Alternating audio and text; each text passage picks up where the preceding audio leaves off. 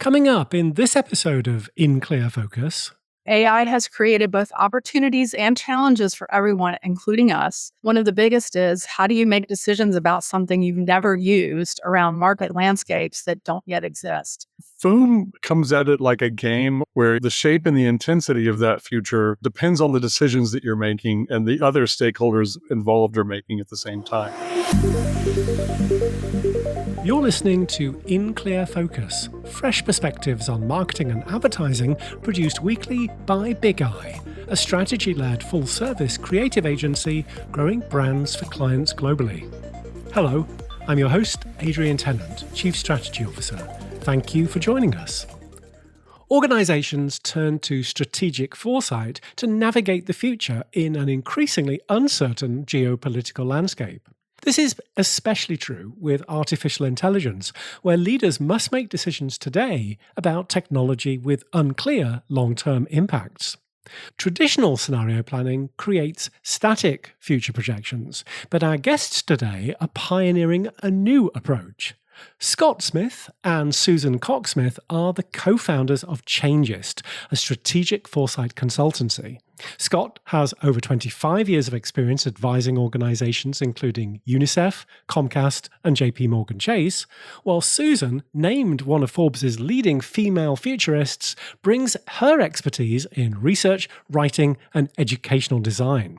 Now, since their last appearance on In Clear Focus in the fall of 2023, when they discussed their books How to Future and Future Cultures, Scott and Susan have developed an innovative simulation that allows organizations to explore AI futures by making decisions and experiencing the consequences in real time.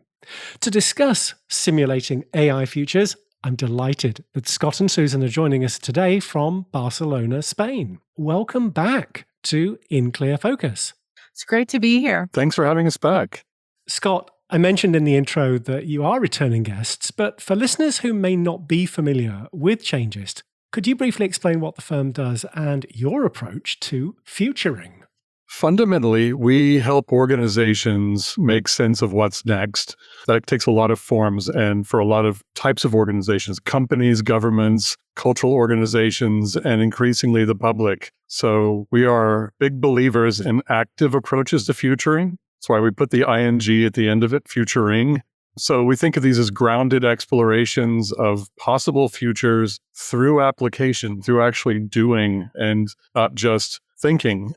We do research by doing, and we very often create new tools or approaches that help that exploration reach the audience or the decision makers in question, and that will have impact to make some kind of change with the work that we're doing. So that could be creating a signal collection system for an NGO to help them do better at future sensing, creating an object from 2040 to help explore uncertainty for a government team, shaping a future museum experience for public audiences, future visions for big brands, or even just training like civil servants to be better at anticipating change and uncertainty. So we believe in verbs, I think.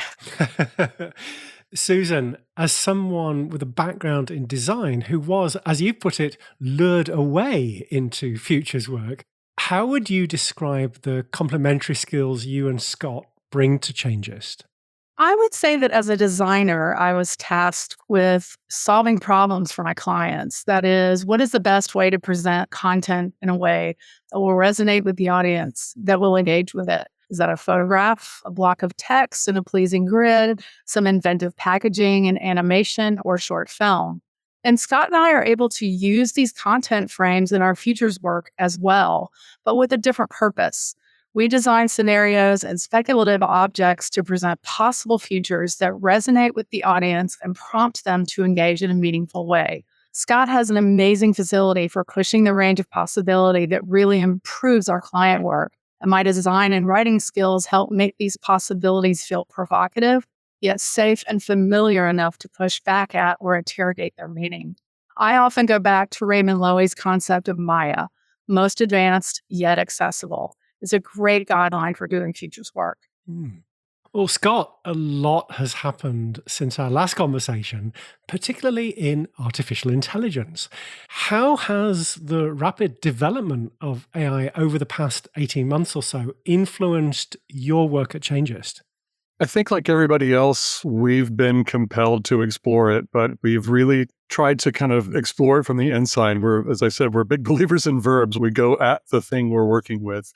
So we've explored it from the inside to better understand it. And it's a huge frontier risk for our clients, but also for everybody. It's what one philosopher calls a hyperobject. It impacts every sector, but we don't really know the shape and size. So we felt like we needed to push and pull on some of the tools that are out there to understand where it can add value and where it just creates slush. You can't just let it go on autopilot and generate scenarios all day because, have garbage in, garbage out. There's no mediation. So you get what we lovingly call mid-jerky. So you're experimenting with it as a tool and an expander and not just a crutch kind of allows us to ask what's possible that will, extend our work in new directions or not. Where shouldn't we go? Where isn't it useful? So designing and running Foom was actually one concrete manifestation of this. Let's discuss the strategic simulation you've developed to help organizations explore possible AI futures. So, Susan, could you explain what Foom is and why you created it? I'll do my best. We've had to create some new language to describe the Foom project. We're calling it an immersive strategic simulation designed to help organizations explore possible futures of AI and the decisions they need to make around that. AI has created both opportunities and challenges for everyone, including us. One of the biggest is, how do you make decisions about something you've never used around market landscapes that don't yet exist? So lots of organizations are already facing these same challenges. Lots of people are being asked to make big, risky bets without having a chance to play through the possible scenarios first. Foom uses elements of scenarios, wargaming, and foresight, as well as things people are more familiar with, like RPGs, immersive theater, and competitive socializing, to get at the insights from the former while learning from the experience and engagement of the latter. And it also has a little engine in the back that's powered by AI, which Scott can talk to you about later.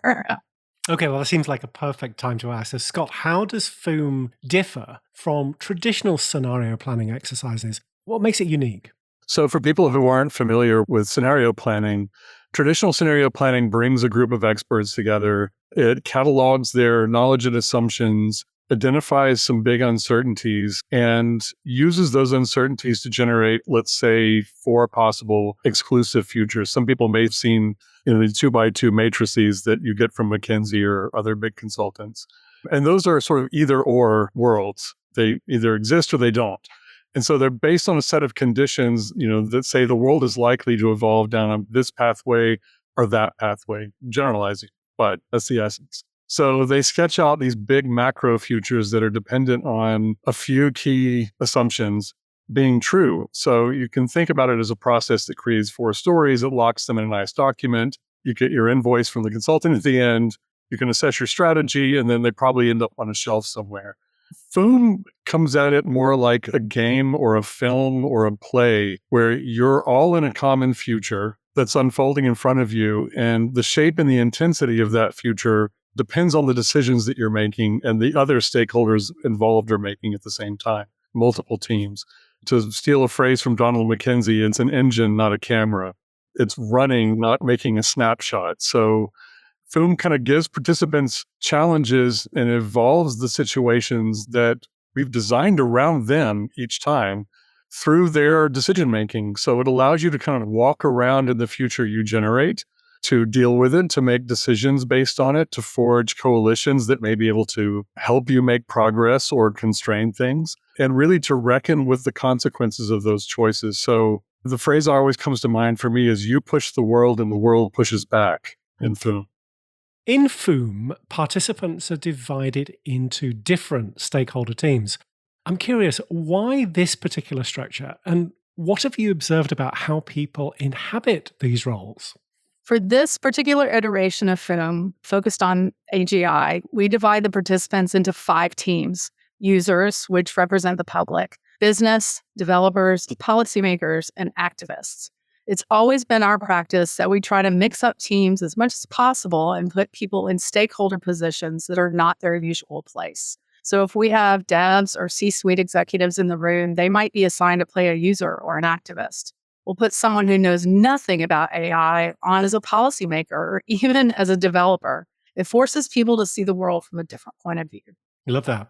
Scott, I know you've run Foom with various organizations worldwide, including government bodies, media companies, and creative groups. Have you noticed regional or sectoral differences in how participants approach AI governance and decision making? We're definitely beginning to see what we think are common patterns. There are definitely different cultures, for example, around innovation versus regulation. Just, you can imagine, we haven't run it yet inside the US, but you can imagine it's a very innovation-focused culture, where AI is very strong in kind of economic imagination. But clearly there are other places in the world with a precautionary principle where regulation comes first or strongly. So, we see that kind of shift in different areas of the world. That also speaks a little bit to like how competitive that economy feels like it needs to be. Some places, for example, we've seen it's acceptable that policymakers will kind of step in early and protect businesses and the public as a first principle, versus where the regulator's job might be to kind of be a bit more invisible, step back and let innovation roll on.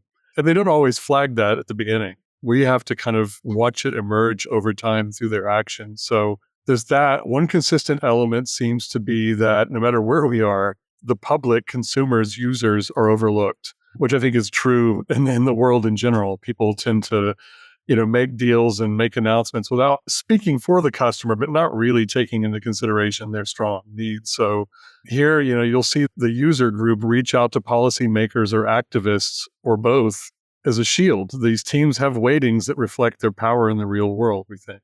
AI developers, they don't need anybody. They're happy to make their own world. We've had, in one instance, the AI developers basically literally get up and leave the room as a representation of, we don't need this. Business over there says they can do it themselves. Fine, we're off to our own island. So it feels very much like the real world, doesn't it? So figuring out how to build coalitions is a really important part of this. Like, who else do I need to work with and not, go alone in the world to reach my end goals? And so that's a big difference, I think, with Foom. We asked the teams at the beginning to define, who are you? What is winning in your view? The people actually on that team, and it's so different every time. And then what would you give up in order to, reach your objectives or your goals? And, who can help you get there? So those patterns definitely have variations depending on where we are. I'm curious as well, what's the typical time frame that you're looking at? What's the time horizon for a Foom simulation? The time horizon, generally, we say we're starting about 6 months in the future. So we're just far enough forward that there's a little room for there to have already been some change, but we're not throwing them into 2050. It is intentionally not a clock. We don't think in terms of like quarters, months, years. We run it kind of in progress time, whatever that is. And of course, we see AI progress happen. You can have a year in a week, and then it will slow. So you're kind of intentionally playing without a ticking chronological clock in the background. That's super interesting. Susan, as the facilitator of these sessions, what's your role during a Foom simulation? And how do you help guide the participants through the experience? Right. Well, I'll say as a former theater kid and group fitness instructor, I feel pretty comfortable taking on the role of host. I'm less of a facilitator, though we do usually have someone in the room in that capacity, and I'm more of an MC. Once we get started, I can push and pull the different teams by encouraging them or asking direct questions about their decision making. For example, in one session, I quote unquote accidentally called the users team the losers team because they were being very passive and accepting of all the decisions that were being made around them. And it definitely got them to be more aggressive in their demands to the other groups. And it really made the experience more intense and fun. So that's pretty much a good example of, how I try to run the room. Scott, one aspect of Foom that seems particularly powerful is participants' immediate feedback on their decisions. Can you share a specific example of how this dynamic response system has led to a meaningful insight or an aha moment for participants? So just to help people understand, so in Foom, each round contains headlines about the world that kind of give teams their sense of what's happening, what kind of progress has happened, what changes have happened, what's going on, who's developing or launching what. And so having seen these and had time to digest them, and they kind of happen at different levels, the teams did make a decision. They come to a kind of common vote as a team as to whether they want to continue development. Do we let the world keep rolling on as it is? Do we regulate it or put some kind of guardrails around it, or do we stop it? And so the aggregate of these votes is what drives AI progress towards, as Susan mentioned, AGI or superintelligence, kind of towards a target. We've got a GPT trained in the background, an AI that looks at those votes and to anthropomorphize it, something I hate, it says kind of, okay, maybe those decisions you made will work out, but maybe they'll have unintended consequences as well. So that'll trigger something in the world or some change that you didn't see coming. And that's where the light bulb starts to go off. It creates this kind of new headlines, illustrates that, and gives them the new world. There's a moment people take and they're like, wow, everything we decided didn't work out the way we thought it would. Actions have reactions, power shifts in the room. Markets may slow more than you want, or they may speed up more than you want. So they're always trying to figure out how to ride that dragon. And that responsiveness, the feedback in the game, I said, you push the world, it pushes you, is there to kind of build a sort of strategic muscle memory. Oh, okay, I'm actually getting to walk through this process without breaking anything. I can make mistakes. So it's like training in sports, but it's unpredictable. So the closer we get to the end of the session, if AI is sort of progressing too quickly, people may start seeing how their choices have added up. And more often we see them kind of go, I wouldn't say aha, but more like, oh, blank. I should have thought about something earlier. I should have cared earlier. I should have been pushing earlier.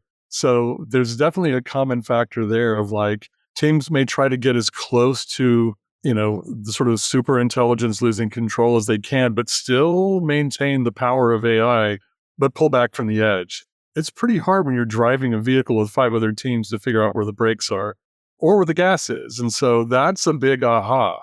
It's like, oh, we need to be actually collaborating and talking to other parties and other stakeholders here. So I think that's been the biggest one that we kind of enjoy seeing take shape. Let's take a short break. We'll be right back after this message. Hello, I'm Alan Barker, the author of The Complete Copywriter, the definitive guide to marketing with words, published by Kogan Page. I'll show you how to exercise your creativity, generate powerful ideas, maintain reader attention, and bring your copy to life. You'll also learn how to develop a coherent content strategy, how to survive as a copywriter, and how to nurture a satisfying career. Whether you're a professional writer already, brand manager, or someone who creates content as part of another kind of job, this book will help you to develop the skills to craft compelling, customer-focused copy. As a listener to In Clear Focus, you can save 25% on The Complete Copywriter when you order directly from Kogan Page. Just enter the exclusive promo code BIG-I25 at the checkout. Shipping is always complimentary for customers in the US and the UK. I hope my book helps you to become a more versatile, effective, and confident copywriter. Thank you. Welcome back. I'm talking with Scott Smith and Susan Cox-Smith, co-founders of strategic foresight consultancy Changeist and creators of Foom, a simulation for exploring AI futures. Susan, when we were preparing for this podcast, you mentioned that a friend of yours described Foom as an escape room for strategy. I love that metaphor. Could you elaborate on what that means in practice and how the simulation creates that immersive, high-pressure environment? That description came to us from an early conversation we had with a very smart person who knows media, communications, and entertainment. And the conversation was very much around, how do we describe this, or how do you envision this, or what comes to mind? And it was literally a throwaway line as he was mulling over our explanation of how we wanted Foom to work as an experience. So in every iteration of play, that phrase has become more accurate. And we feel very good about that because his description sort of set us a goal. We're working right now on adding some new elements that turn up the temperature in each round, so to speak. So as the progress bar gets closer to AGI, and we already use the responsive content around the live newscast that reflects the decision-making in the previous rounds. But about round 3, participants really start to understand what's happening when I'm also giving them some new information about how their team votes are impacting progress, or maybe they're not actually. So there's sort of a light bulb moment just around round 3 when people do start to get that understanding that we have to be strategic about what we're doing here. We can't just have a discussion around the table and go, oh, well, we just think we're going to continue because we like where things are going. How long does a Foom simulation typically last? Typically between 2.5 and 3 hours. It depends on how much time we can get for a little bit of a debrief at the end where we can have a conversation with the participants about how they understood the experience. Excellent. Beyond AI-specific insights, what have you discovered about organizational decision-making more broadly through running Foom sessions? Wow, there's so many little things that come up, and we keep notes about them and try to debrief ourselves afterwards so we can track over time, what are the big learnings that we're getting from watching these different groups. I mentioned choice regret, wishing they had been more active earlier, not focusing on having influence early enough is a big issue. And I think that can be often a case in big organizations. They'll wait until they're forced into a position or forced to decision-making. I also talked about that repeated powerlessness of the public versus insiders. The big players can shape the game, and you as the public have to kind of take what happens. I think one pleasant surprise that we've found is how much people lean into the role-playing. They exercise their team identity and really get into it from the beginning. We didn't anticipate that. It was a minor kind of feature at the very beginning, and we saw how much people jumped in with both feet. So that ability to push the edge in a risk-free environment, to take positions you wouldn't normally take because you can't without risk at work. And they're doing it. Some are they're all having fun. There's a lot of enjoyment, but they're doing it to test the edges. And so many maybe accelerationist developers or a ranty commenter. We've had a wonderful early user group that was a really mixed bag of cranks. We're pushing back from the exurbs, or we have these hyper-cautious policymakers. We had one team that was really funny. They were younger government players just coming into civil service. And we worked out over time, they were kind of playing their more conservative bosses, both to sort of show what happens when you're that conservative. But I think they're also having a good time kind of walking around in their seniors' shoes. So it can be kind of telling. They're doing it for reasons that maybe they understand best. Susan, your work has always emphasized making futures thinking more accessible to wider audience. How does Foom help you further that mission? Well, funnily, I always say that we set futures thinking aside for futures doing. That is, actively participating in signal scanning and critical thinking about possible futures. Anyone can do it. Foom is very public facing, and our intention is to help non-futures people understand that they can be better prepared for strategic and even visionary decision making if they just build that muscle and become more comfortable with uncertainty. Foom is ostensibly about reaching AGI, but it's really about making thoughtful, reasonably informed decisions about future possibilities. Got it. I'm curious, Scott, what kind of preparation goes into customizing a Foom session? So, and before we actually go in and talk to those organizations, we're keeping our own kind of research and horizon scanning around what's happening in the general market, but also regionally or sectorally. So we kind of start from that basis. We'll then talk to somebody on the organization side and try to work out what are the kind of key pressure points. What are the tensions? What are the issues that they're struggling with or trying to decide about? What are some things that if we moved them or altered those factors might kind of create uncertainty? Because we want that in the game. We want there to be, or in the kind of exercise, there needs to be something that is meaningful. And once we sort of identify those, we can actually build them into the prompt and the training that we're using for the GPT to help us shape the trajectory of the scenarios and the headlines in the right direction, making sure we're, it's kind of like going to physiotherapy. Are we pushing on the right kind of knotty points in the organizational muscle and trying to figure out how to make it work better?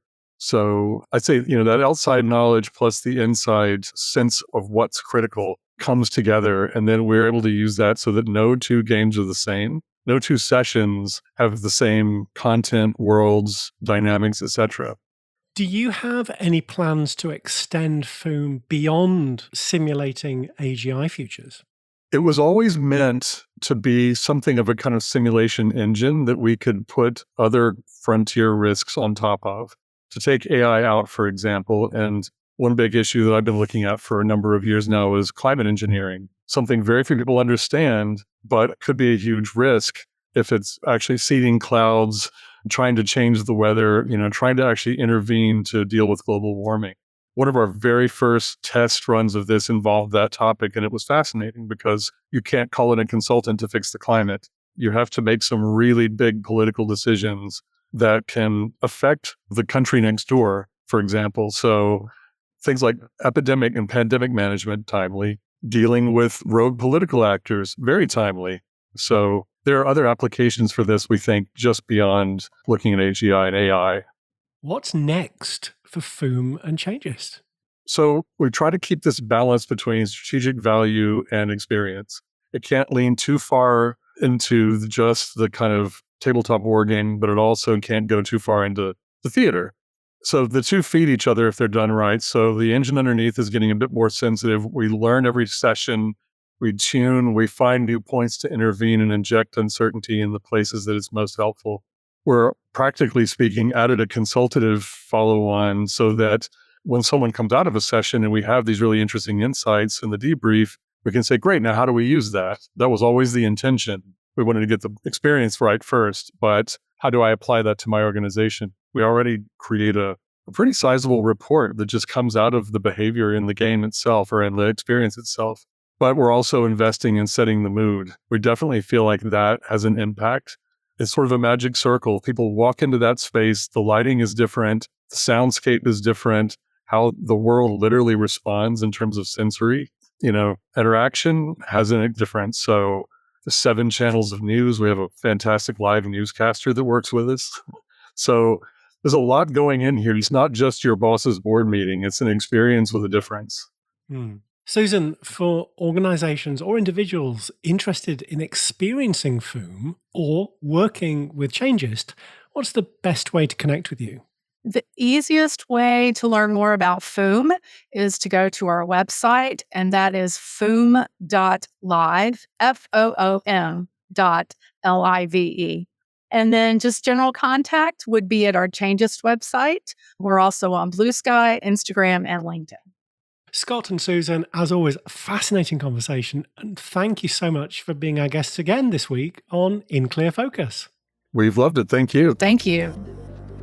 Thanks again to my guests this week, Scott Smith and Susan Cox-Smith, co-founders of strategic foresight consultancy Changist and the creators of Foom. As always, you'll find a complete transcript of our conversation with timestamps and links to the resources we discussed on the In Clear Focus page at bigeyeagency.com. Just select Insights from the menu. Thank you for listening to In Clear Focus, produced by Big Eye. I've been your host, Adrian Tennant. Until next week, goodbye.